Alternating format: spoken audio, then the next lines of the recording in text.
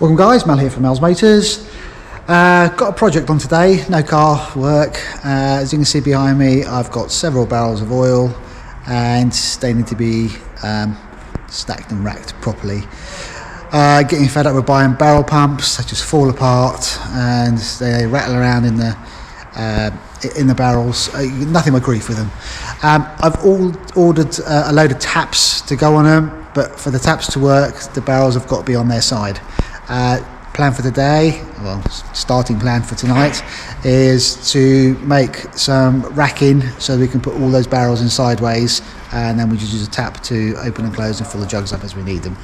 Now, we buy more than one barrel of oil because every vehicle takes different types of oil. So I've got 1, 2, 3, 4, that's just for motorcycles. Barrel of screen wash, it's got oil, and I've run out of room there, so if we go to the other workshop, another barrel there, see a barrel of antifreeze. You could just use a nice washer, flat washer. Another barrel there, another barrel there, another barrel there. Just going to go over to the van. We've just got the forklift out, we've loaded some more barrels in here that turned up today. Let's get this van opened up.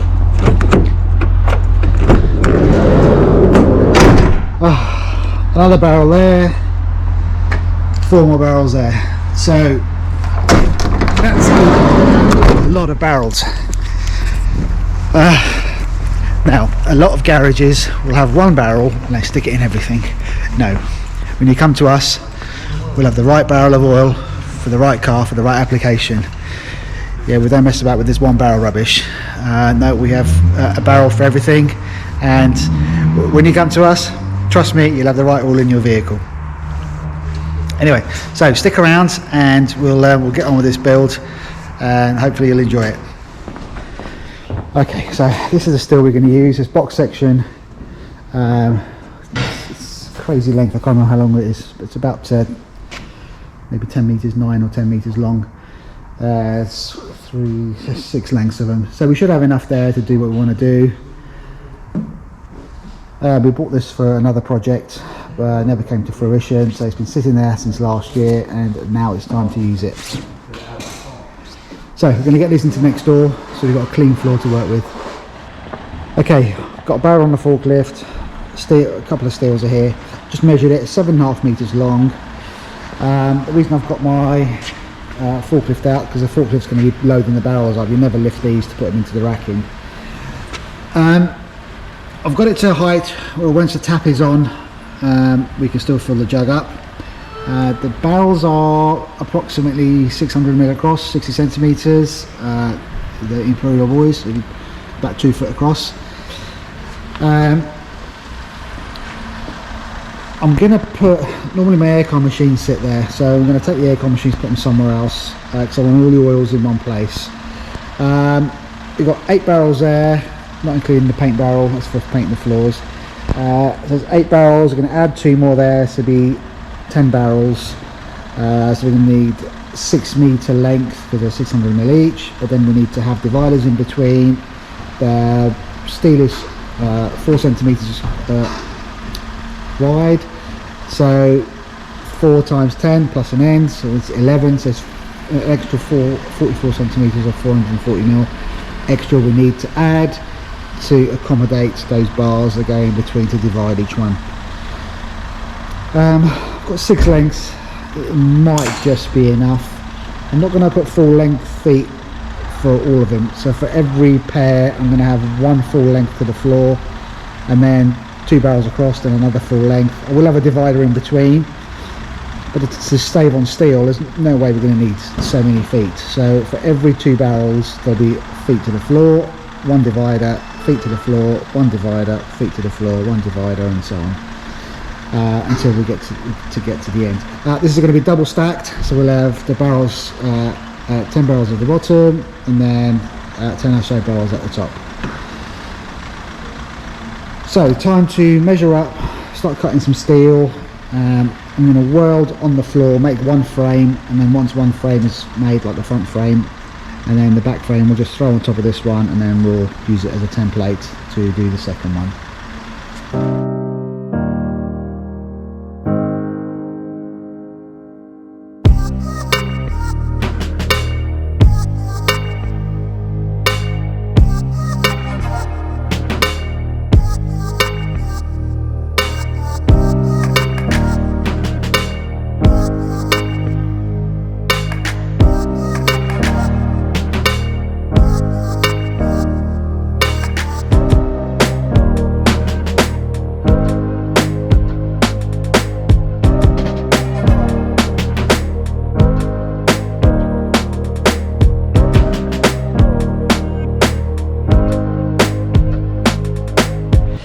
Okay, so we've got some of the steel cut up now, ready to go. We're going to make one frame end to end, the brackets welded. I've got my 90-degree magnetic corner guide, and we're going to weld the frame up and go from there. The floor is a wreck, but that's going to be painted in the next week, so it's going to look brand new again.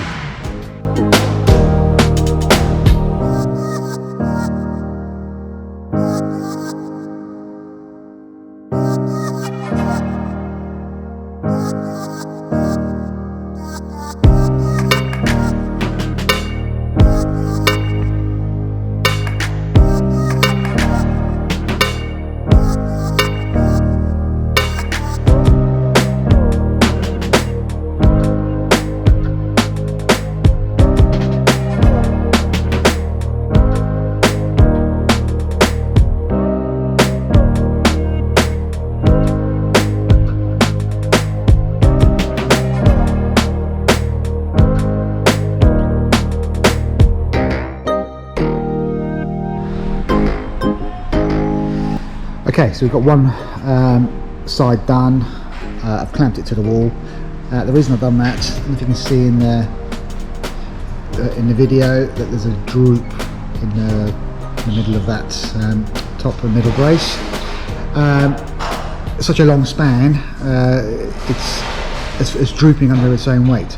So I put the bracing upside down, so you see the feet are in the corners, so that the top bar is reasonably flat on the floor.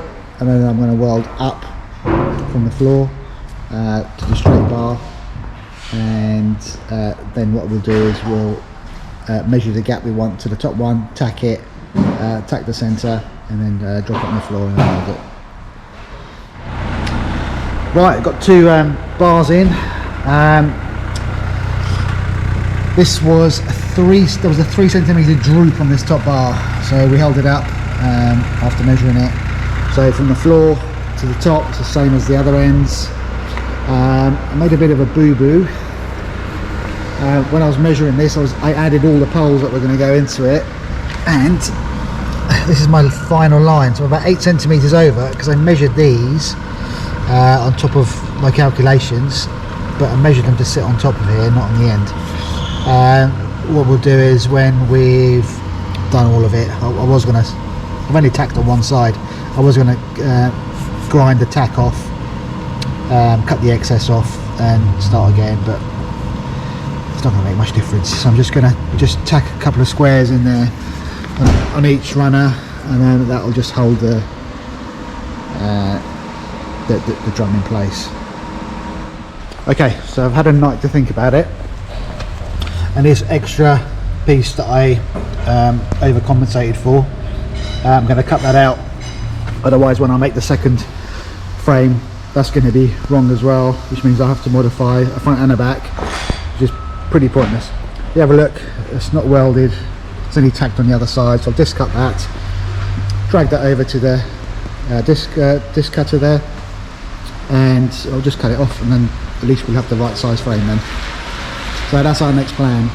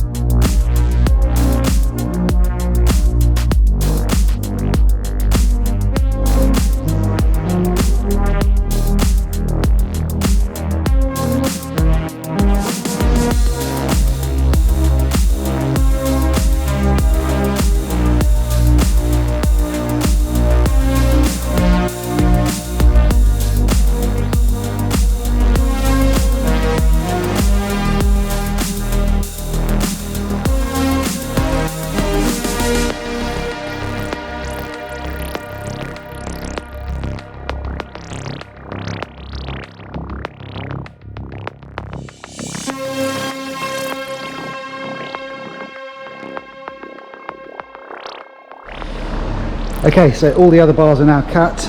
I've clamped it on my template, which is the first one we made, and the clamps I can tack the corners now and the other end, and then we can start putting the braces in.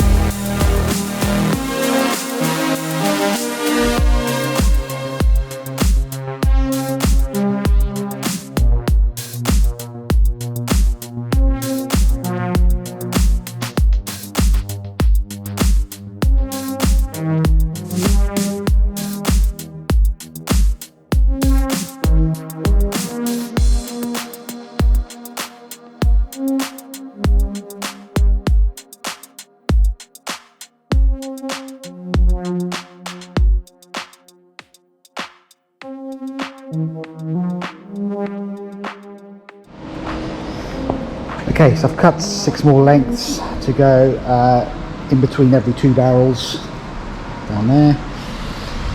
We were 1 length short, so I welded a piece, well 2 pieces together to make 1 length. This isn't going to affect the strength of it, because when the feet are on the ground, the weight of the barrel is going to be on the bottom bar and the second bar, and the weld is above that, so the top bit here is just going to be a shelf, so that's not going to make any difference. Anyway, the weight's pushing down on it, so it's not going to go anywhere regardless. Okay, so we're going to lift these on their head, and I'm going to weld them down to the floor like before, so we know at what height we're all at, so they should all be the same. Okay, this is where we got to. 2 frames made. I cut a load out of this video. That was 6 hours of non-stop welding and cutting, so I've spared you all that. So this is the front and back now, facing the right way. Now we've cut all the lengths that we need to separate the back and the front. We have our consumer unit here. As you can see, we're hiding in the consumer unit, so this is going to sit, so the back frame is going to sit away from the wall to Mr. Consumer Unit, but the barrels are going to go flush against the wall. To be fair, we don't need to be holding it right at the back. If you're going to forklift stuff in, we want to try and catch the back earlier rather than later.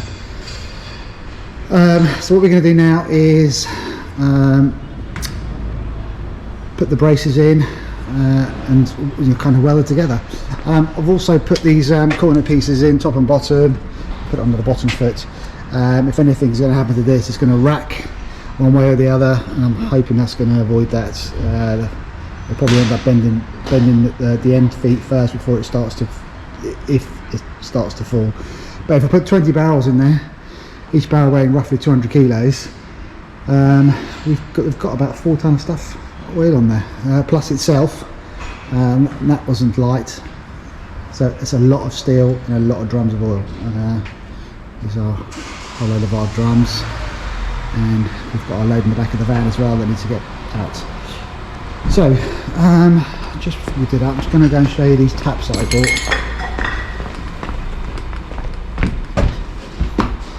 We're clearing it up at the moment because it's the last week of this, or last week before Christmas, and we normally paint the floors. So these are the taps. They're stainless steel, so they'll get screwed into the drums, and then we'll have free flowing oil. So time to weld the rest of it together.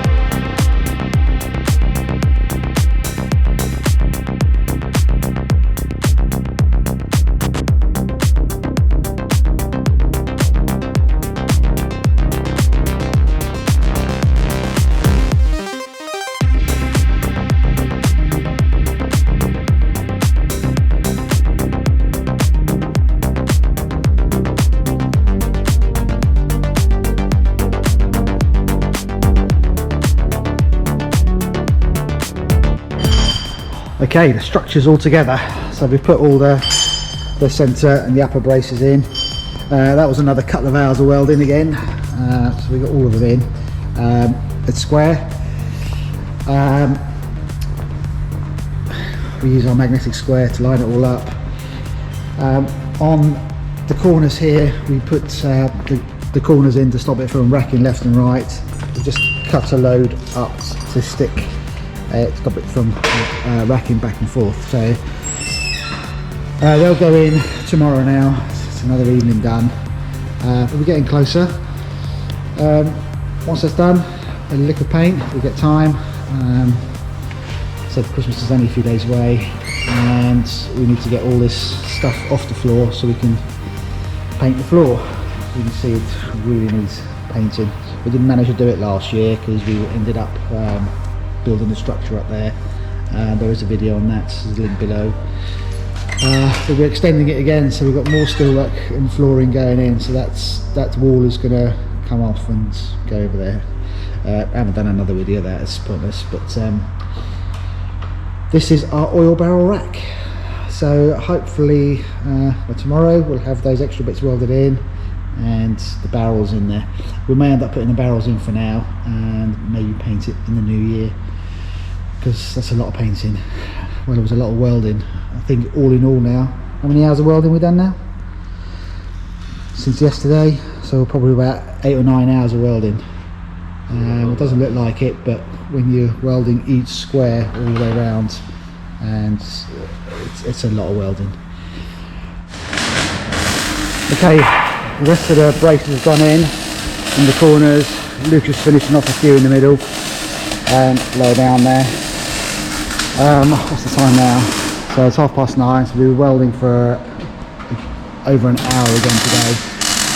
Got a couple more to do, and then we can start putting the barrels in. I've got my son there putting the taps into the barrels. They're ready to go on. So we're getting close. Okay, finally done. We started with our 2 barrels. You can see the taps are facing the wrong way. We're closing for Christmas, so the last thing we need is to come back in the new year and find puddles everywhere. So we haven't tested these, so we're not sure if they're leaking. These 2 are facing down, there's no leaks in these. We've got several barrels that are still new. They're going to go on fully capped, so we can monitor them when we're here working. Some of the older ones we've put taps on, they'll go on with taps, but we're going to have the taps facing up. So if they are going to leak, then it won't happen whilst we're away. These won't fall, so they went in by hand. These are partially full. This is a brand new barrel, and the rest of the barrels are going to go in the forklift. So we just need to make way. I said we're all clearing up, so it's crap everywhere. We need to get the forklift out, get some of this stuff out of the way, and then we can start loading up in the rack. There we go, guys. So 18 barrels on there, space for 2 more at the end. Do we need this much oil? Yes, we do. The 3 yellows and the green, they're just for motorcycles. The rest are for cars, and they go from 0.20 all the way up to 540. We keep smaller tubs at the back there. They're 15.50 or to 20.50. They're for Harley Davidsons. We have screen wash and antifreeze as well. Okay, all in. I did say I wasn't going to put bars in between the pairs. I found some box section a lot thinner than the others lying around, so I used those and evenly spaced all of these out. I need some oil now, so I'm going to just do a quick test run with this one, make sure it works. It might be a slow delivery because we've still got the cap on the top. Because we're packing up for Christmas, we're going to leave that on there because I want to twist it around. I don't want any leaks. But for now, I'm just going to do a quick test run with that to make sure it works, and hopefully this whole thing works.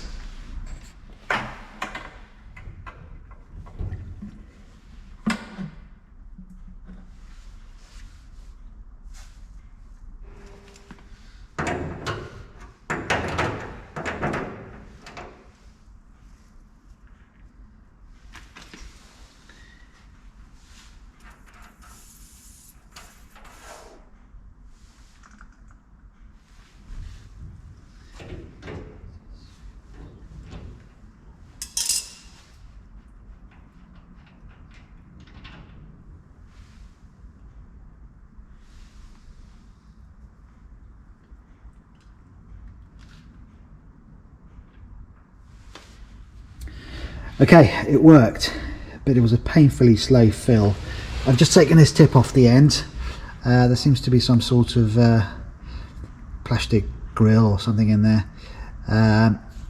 which was slowing the rate down. Took it off and it just poured out. So I think I'm probably going to take all of those tips off, otherwise we'll be there forever waiting for these to fill up. But it works, so fantastic. I'm just servicing a car next door, so that's just going to go in there now. Well guys, it's after Christmas now. I've just popped in to make sure we had no issues or leaks with this. Whilst I was editing the video, I noticed there was a lot of light flicker in parts of the video, which is quite unusual because we don't have LEDs in here. We've got bulb lights in here, so it was really unusual why we ended up with so much flicker. Not sure. These cameras do have anti-flicker in them, so I'm not sure why it didn't work. But anyway, lesson for next time. We'll just keep an eye on that. I'm using a GoPro at the moment, but I might be moving over to Insta360s. Well, Christmas came and went, and we've got an Insta360. It's for primarily my track days, but I'll utilise it in here and see how we get on with these. These GoPros are my son's, so I've just been utilising them because they've just been sitting around and doing nothing. As always guys, I hope you enjoyed the video, something different as always. If you do enjoy these videos, please hit the like button, the subscribe button and the bell notification so you're notified next time I upload a video. Take care guys.